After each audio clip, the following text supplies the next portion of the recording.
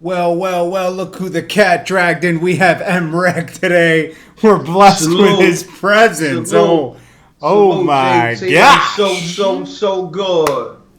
You Now, heard? before we start, guys, M-Rec, he launched a store today, mrectvstore.com, and mine Yes, is sir. jordantowerstore.com. So either one of those, go buy merchandise. You got M-Rec merchandise, you got Jordan Tower merchandise, whatever you want. Got a little bit for everybody. So let's get right into the news. First of all, how are you today, Rec? I'm good, man. Bless. Bless. Okay. And Okay. Rec's pushing that paper chaser out here. Yes, sir. Make sure you guys go download that on iTunes right now. M.Rec Paper Salute. Chaser. Appreciate that. How you feeling? I'm feeling good today, man. I'm feeling good. Focused. Okay, so let's get right into the news. We got Drake, okay? Yesterday, a little thotty came out. She poked her head out. She said, hey, this guy's having my baby. Wow. But then it came Right. out today that she was lying. She had a conversation with the DJ, and he was like, you're everywhere today. She's like, yeah. And she's like, I'm getting to this money. He said, what are you going to do when they come forward and they know that you're faking it? And she said, it's too late at that point. I'm already at the bag. Damn. And she said, I'm trying to be like Bernice. And that's the girl that's dating T.I. And she's getting all that press, because of the whole T.I. marriage and everything, Mm. So that's that news. Then let's go for the big one today. The big one was Troy Ave is at war with everybody right now. Mysonne, Cananova 2 times, Taxstone, Young Lito, Hovain, Kendrick Lamar and TDE, because he said he was considering. Let's get right into that one. Let's clear that up. Okay, so Troy Ave made a statement saying he was considering signing to TDE while he was in jail. He was talking to them. They came out and they said, what the fuck is this guy talking about? We've never spoken to him a day in our lives. Now, Nupac's out here, and he's causing a lot of controversy. Wow. Okay. That's crazy. So, who spoke up? Top Dog came forward. Top Dog. Yeah, Top Dog came forward. He said, we never even spoke to this guy. Then we got Mysonne. We already know that he called Troy Ave a bozo, right? He said he was a bozo from his Breakfast Club interview, talking about banging his family, talking about the shootings and everything. He said that was some bozo stuff. So Troy Ave fired back on Spray. What was it called? Spray First or Press Spray? It was called Press Spray. It was over that Tupac beat because it was on Nupac. And he basically said, my son's calling people a bozo. I'm out here pushing foreigns. He doesn't have any vehicle. He's broke. He's jumping label to label. He was signed to Games, signed to Rough Riders. Where's this guy's head at? He said, he's just calling him out, right? He's calling him old. Your record deal was 20 years ago. Now, I think that it shouldn't have gone any. I don't know. It's very weird. I know my son's tied in with Banger's family, so he felt like he had to speak up, right? Right, Rack? Yeah, but he didn't really have to speak because the homie Trife. Yeah. He was going to speak on his brother's behalf anyway. He was going to speak on Banger's behalf anyway. Yeah, and he's been on a lot of networks talking about. He's been all over the net. Trife is making his rounds, talking to all the outlets about what's going on. Now, I got to commend Troy Ave on this. I reported on this over the weekend. Troy Ave did write an open letter to Banger's family and his mother, and kind of apologized. So let's give it up to him for that at least. Salute on that. Yo, let's do this, man. Cause you know me, I'm all about the entertainment. Nah, wait, don't Troy do what I Ave think you're did gonna do. call Mysonne, What? Said he got a face of a Sesame Street character. I think he tried to call him Muppet Face or something. Oh my gosh! Oh my gosh! See, Rec is a sucker for the snapping. Rec's a sucker for the snapping out here. When he hears some good snaps. Yeah, you call me earlier. When Rec hears some good ones in there, he's like, oh, got him. You know, that's what I do, man. You know, I'm a little rusty, but even when I ain't snapping and somebody else is snapping, yo, I'm for the shits, man. Like, you dig? Like, that's just, you gotta be built for this. Troy Ave definitely was snapping on my song. No, exactly. Said, he looked like one of them characters from Sesame Street. Oh, shit. You know what I mean? That's he looked crazy. Like Count. You know? So the next person we got is Joe Budden. He fired at Joe Budden because I think Joe Budden's been kind of like taking shots at him on the podcast and everything. Yeah. Now, Troy Ave on the New York City video with Raekwon and Nori at like 1 minute and 22 seconds, you'll see Sin Santana go in there. That's Joe Budden's current girl and lick Troy Ave's face. So he said, yo, I fucked your girl. You're a crackhead. You're a woman beater. Because remember, he was accused of beating Tahiri. Remember, he had a warrant out for his arrest for that. Yeah. Then he said, you're a crackhead. You can't pump it up. All this shit. You know, he just went in on Joe Budden, went crazy on him. Said you were a crackhead, bozo podcaster, blah, blah, blah. You know. His music sucks. That's what he said. Okay. So that's that one. Joe Budden already said he's not going to respond. My girl won't allow me to respond because I won't waste the bars. Okay. So, okay. Well, I would say this. Troy Ave ain't got nothing for Joe Budden on them bars. You're right. No, Joe Budden. But you know what else he said? He said, you're jealous because I fucked your girl and Drake fucked your last girl and you were jealous at him. Because you attacked Drake. So, you know, but that's something personal that Joe Budden gotta, you know, handle with his chicks. You know what I'm saying? but I do agree with you. Joe Budden would spank him with the lyrics. Because Joe Budden can put them bars together. Like, I don't think he lost one yet. Everybody he went at and he supposedly had like a lyrical warfare with. Yeah. He got the one up. He got a good shout out to Joe Budden. For sure. Then as we know, he attacked Casanova on that last track, I Ain't Mad At You. He basically said, called him Asanova, and he said, you know, when I approached him, he said, it wasn't me, it was Tax, throwing Taxstone away. Yeah, no, he actually said when Trife, Banger's brother, approached him. Okay. He said it wasn't me, it was Taxstone, right? Exactly. And since then, Taxstone has been pressuring his lawyer. People keep saying that the lawyer wrote the letter to say it was Troy Ave. You have to tell your lawyer to write a letter like that to the judge. So that's all I can say about that. So his lawyer wrote a letter. Yeah, that's all I'm going to say. It's very spooky out here. As Bosco said, someone needs a plumber because someone's pipes are busted. Damn. Yeah, that's Bosco. Hey, that's Bosco's words. Okay. Yeah, shouts to Bosco. I fuck when we was chopping it up on the gram a few weeks ago. Bosco's funny on the gram. I like his gram. Yeah, and he reposted my man DK. With shouts to Darius DK, the comedian, IG comedian that went in on Brian Pumper ass. Bosco reposted. Check that Brian Pumper interview too. And check the Brian Pumper interview. You know, it's all good with Pumper and all that. I still flame his ass. At any given time, just know that. Yes. I got it out for Brian Pumper. I'm flaming him. And when I go to Cali, I'm flaming him in person. Now, the last and person... literally, listen, I'm setting that fucking Ford Focus on fire. Literally. Now, the last person is young Lito that he attacked. Now, young Lito said that Troy Ave is a laughing stock of Brooklyn right now. And all this. But let's be honest, and I got to be truly honest with this, I wouldn't know who the fuck Young Lito was if it wasn't for Troy Ave.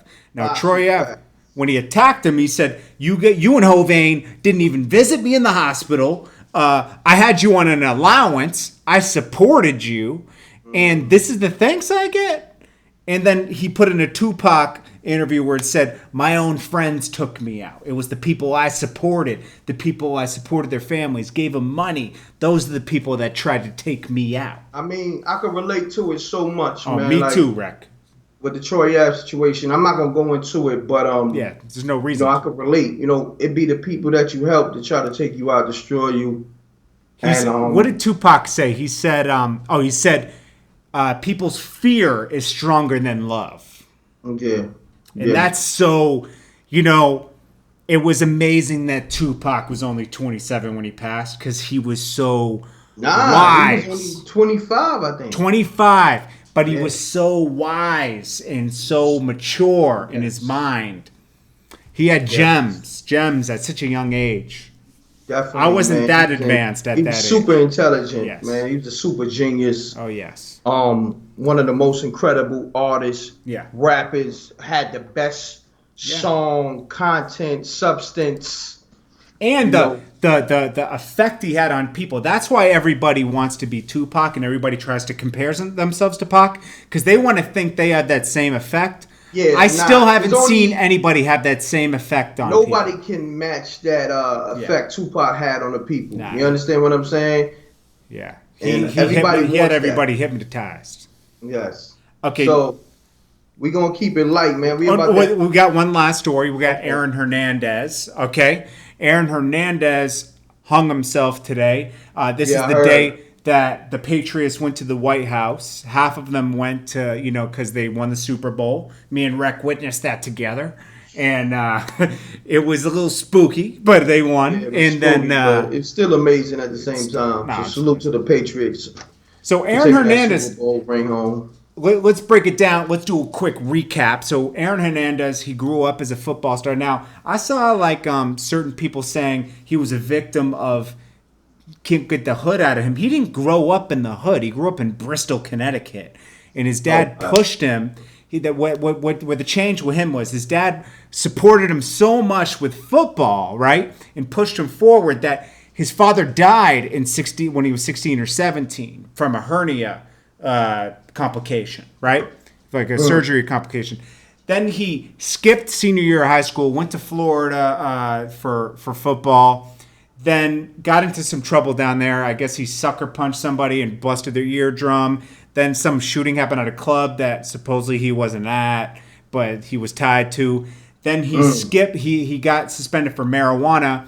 Then he decided to skip his senior year, go to the draft. He wrote a letter to the Patriots saying, I'm done with drugs. I'll pay for my drug tests bi-weekly.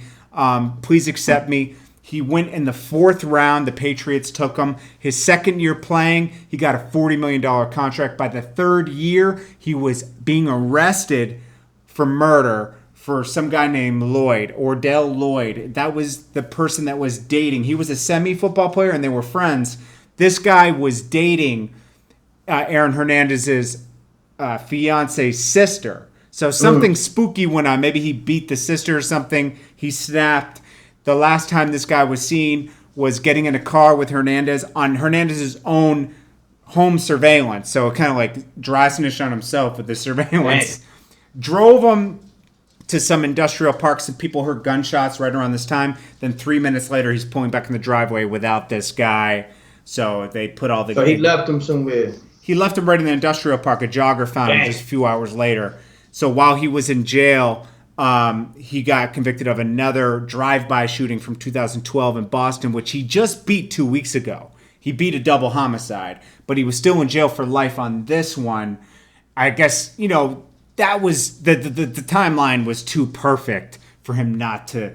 That would have had to been one hell of a setup, for him to not do it.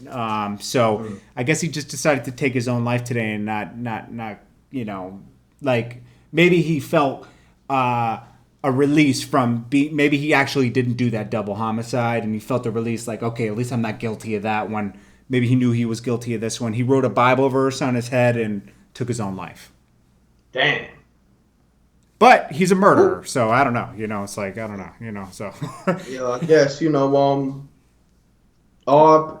condolences to the family. Condolences to the family, absolutely, and his daughter and everything. And I don't know if he committed the murders or not, and, it is what it is. Well, he's guilty of one. Okay. So, he was guilty. Yeah. But R.P., but my condolences to the family. Salute. Yes, sir. Let's shout some people out. Yeah, he did have a daughter.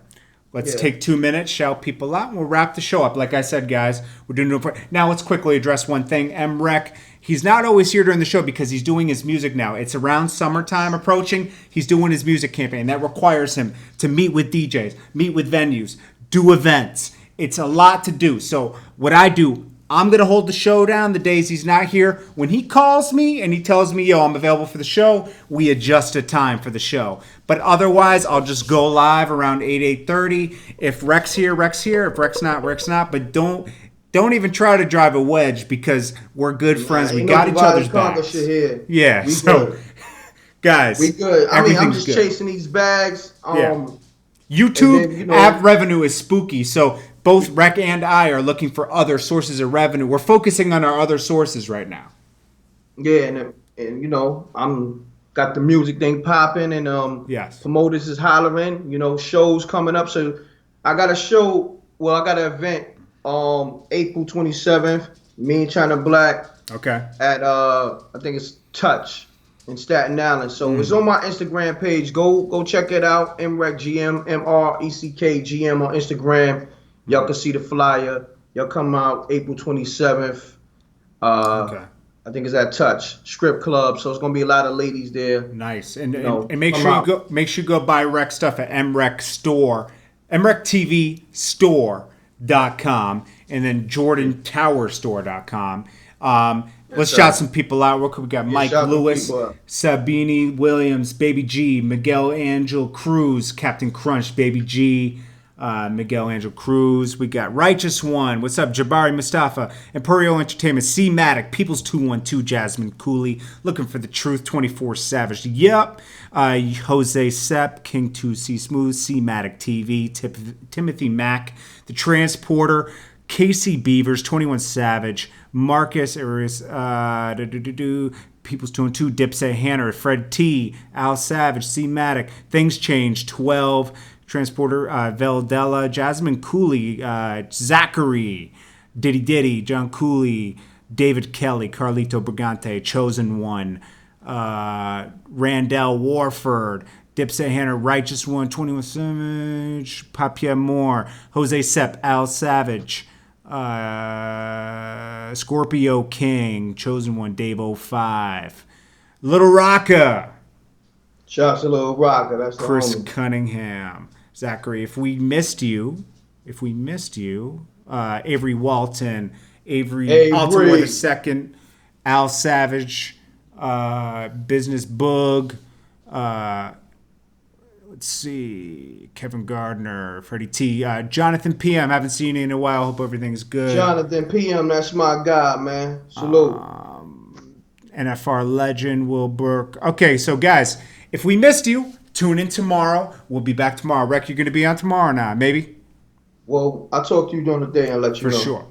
Okay, guys. Appreciate you. We love you guys. We appreciate you guys tuning in. Love is love. This show's nothing without you guys. Please bear with us through the YouTube ad problems. We're still going to be here. We're still putting the work in. Please respect that, because right now we're basically working for free. This is officially a sweatshop, okay? So we're here, but we're still here. We're still showing up for work, all right? So yes, sir. I appreciate you guys. We love you guys so much, and we appreciate the support. Make sure you like, comment, and subscribe. Make sure you hit that subscribe button right now. MREC TV, Jordan Tower, we out. Gone. Double deuces and bubble gooses. Ghostini.